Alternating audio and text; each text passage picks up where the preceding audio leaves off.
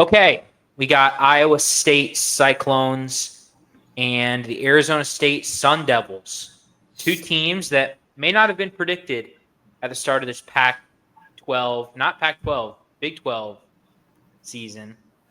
Although it kind of feels like the Pac-12 a little bit because Big 12 hasn't been that great this year. But this is pretty much a de facto playoff game. Zach, what are you looking for in this game? Yeah, I mean, I got to see Arizona State play at Nipper earlier this year. It was one of their 2 losses of the year to the Bearcats. Really didn't look great. Granted, Jeff Sims was playing quarterback, not Sam Levitt, so that makes a large difference. But what I really was surprised by with Arizona State is Scad was great, but he wasn't as impressive as I was expecting. I think it was just more of an off game because he has been just as impressive since. But I did get to see Arizona State. Their defense was, I think UC put up 24 in the first half and then didn't score in the second, but they kept moving the ball and missing field goals and turning it over on downs like they normally do. I wasn't terribly impressed with ASU, to be honest. I think I know we'll get into it a little bit, but ASU is without Jordan Tyson for however longer they're playing. I think he's out for the year. He is their entire passing game, receiving wise. I think he has over 1,000 receiving yards, and I don't think anybody even has 500. Whoever is second, I was looking earlier, but and he is out. That's going to be tough. Iowa State has a good defense. They're usually okay stopping the run. They're tough. They had a really hot kind of start to the year. Have played in closer games. Obviously, lost a couple there in the middle of the year. Playing a little better now. A nice win against K-State last weekend. Their losses were at Kansas, who beats everybody these days, and I believe Texas Tech at home. So they didn't lose the bad teams. ASU, I think, were Cincy and also Texas Tech, actually. Shout out Texas Tech. So yeah, I don't know. It'll be interesting. But yeah, as you said, I honestly don't know if I would say the Big 12 is down overall. I think just the top, the best teams are not as good as they were. I think it's more of that. I think if anything, the bottom middle of the league was a lot better this year, and I think that's more why there's a lot more parity. But yeah, you are right. There were no there weren't any really great teams. I do agree with that. Obviously we have 2 10-2 squads in the championship game. So yeah, it should be a really close game. Really excited. Yeah, I think this game could be one for the ages here. Both these teams are good teams, but it kind of reminds me of, I forget what year that was, but it was the year Baylor played in it. Baylor versus Oklahoma State, maybe? Yeah, 2021. That they helped UC get in the playoff with that 4th down goal line stuff. Yes. Yeah, those are 2 teams that, granted, it wasn't a 12-team playoff. It was only a 4-team. But those 2 teams, neither of them went to the playoff. And neither of them were world beaters or anything. But they had some talent. Sure. I want to talk about Arizona State first because they've been a little bit more surprising to me. They weren't incredible in the Pac-12. And they come over to the Big 12. And they kill it. This new guy, ESPN commentators famously called him Kyle Dillingham, but his name is not Kyle. His name is Kenny. Seems like kind of a boss of a coach. What do you think of the job he has done this year? Obviously he's done a great job. Kind of reminds me, don't take this the wrong way, but not in terms of success yet, but in terms of how he behaves. He reminds me of a football version of Danny Hurley, but that's beside. He's very animated, but he's one of the younger. If not, he might be the youngest FBS head coach. He's up there. Really, really young. Very knowledgeable. Not afraid to speak his mind. That's for sure. He's done obviously a fantastic job with that program this year. Really unexpected. I think they were picked. Were they picked dead last? I think preseason in the Big 12. I'm pretty sure it was either second to last or dead last. Yeah. Yeah. So obviously he's done a great job. I mean, obviously some players have been great too, but it's hard to ignore what he's done for sure. They've won a lot of close games too, and I definitely some of that has to do with coaching. So he knows what he's doing. That's for sure.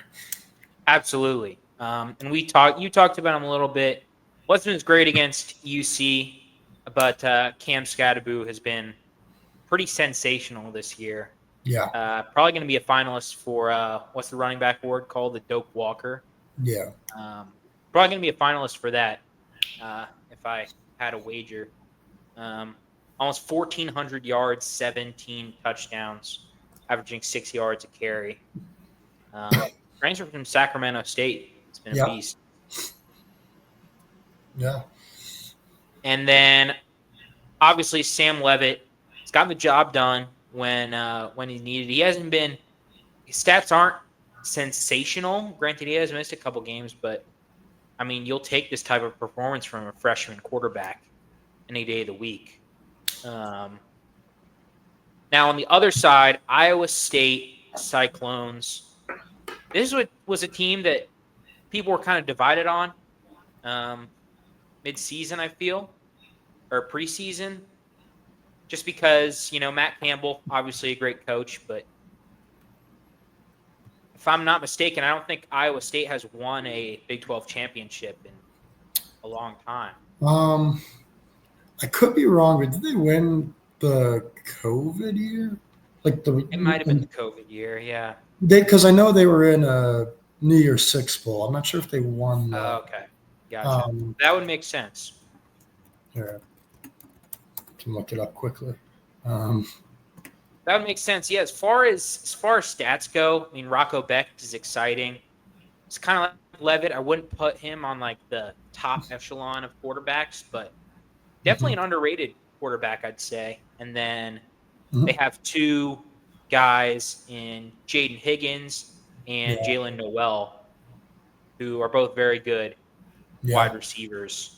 I believe they're both Iowa State. Did they both get to 1,000 yards? I think this year. Yeah. That is a good question. I know Higgins got to 1,000. Yep, they both got to 1,000. That's great to have two 1,000-yard receivers. Very, very impressive. And then running backs, no. They have a nice kind of 1-2 combo here. I really like their running back duo. Obviously, Abu Sama III had a great game last year against Kansas State where he went for like 300 yards or so. Wasn't as impressive this year, but still racked up 547 yards. But real emergence here has been Carson Hansen, a sophomore from Minnesota. Stepping up, going from 67 yards to 618 yards, 11 touchdowns. What have you seen from Iowa State thus far? Yeah, I mean, obviously they Rocco Beck can throw it. They throw it a lot. They throw it definitely more than they have in the past. Obviously, they've had some good squads in recent history with Brock Purdy, Breece Hall, all those guys. But they definitely throw it a lot more than usual. But I still like the rushing attack. They bring different guys. Like there's not one true lead back. I mean, there can't. It's kind of a game-to-game thing, honestly, for them, and I think that definitely is tough to read. Rocco Beck can run it too. So yeah, they're a tough team when they're playing well. I like them coming into the year. I liked what I saw from them last year. I think they were 7-5, 8-4, something like that. But they were expected to be pretty bad last year, and I believe Rocco Beck started as a freshman last year, and he definitely showed some promise. And they've kind of taken that step that I thought they could take for coming into this year, and they've certainly been impressive. I've watched a good amount of their games. They're pretty balanced offensively, lean, pass a lot, but they usually control the game defensively. The only game that really got away from them in that area was Kansas, and actually a little bit UCF when they kind of pulled off a mini miracle to win that one a couple months ago. But yeah, when they're playing well, they're tough to beat. They're a pretty well balanced team overall. Abu Sama and Carson Hansen, I believe his name is the other running back, but they're Yeah. um, both good backs. They're different as well, and Yeah. I think they have like really like similar stats. They'll go to Hansen more like power, Yeah. Goal line type stuff. goal line, 4th and 1 kind of things. Um, so he'll get you probably more touchdowns. They like to run back in the red zone a lot. So yeah, they have a lot of different things they can throw at you offensively, defensively. They're solid. Yeah, I mean they're a pretty well-rounded team. Not truly elite at anything, I'd say, but pretty solid all around. Absolutely. Let's go to predictions now. ESPN has this game at spread of ASU favored by 1.5 points. It's in Arlington. Need to mention. I think the fan split might be pretty 50-50. I mean, not too close to Arizona State, not too close to Iowa State either. What would you say is your prediction for this football game? Yeah, I don't know. This one's probably the toughest for me to predict, but without Tyson for Arizona State in the passing game, I'm just not sure if who's gonna. I mean, I know Cincinnati transfer Shimon Mateer has had some good moments at tight end for them. Scadaboo will catch it out of the backfield a decent amount, but I don't know. They're just not going to have much of a downfield passing game without Tyson, and I think it'll be. I don't know. It'll be tough to grind and pound Iowa State's defense to death. Sort of. They're going to have to stretch the field a little bit. So I don't know. I see them having some trouble doing that. I'll go. Let's go with a little high score, and I'll go 34-28 Iowa State. 38-24 Iowa State. Okay. 34-28. I think it stays with it. Oh, 34-28. Other way. My apologies. I think it'll be a one-score game, but I like the Cyclones. Yeah, I like the Cyclones as well. What is it? What is it called? Beat the spread or cover? Okay. Cover, yeah. Gotcha. Isn't covering for the favored team? Either way. Oh, okay. Well, I see the Cyclones covering the spread. One player that I want to highlight coming in this game, Malik Verdon, is the leading tackler for Iowa State as a safety. He's a 6'4", 220-pound safety from Cincinnati.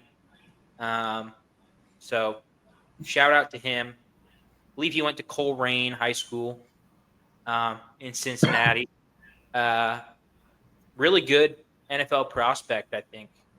Future, it's not every day you see a 6'4" safety, tackling and flying around like he does.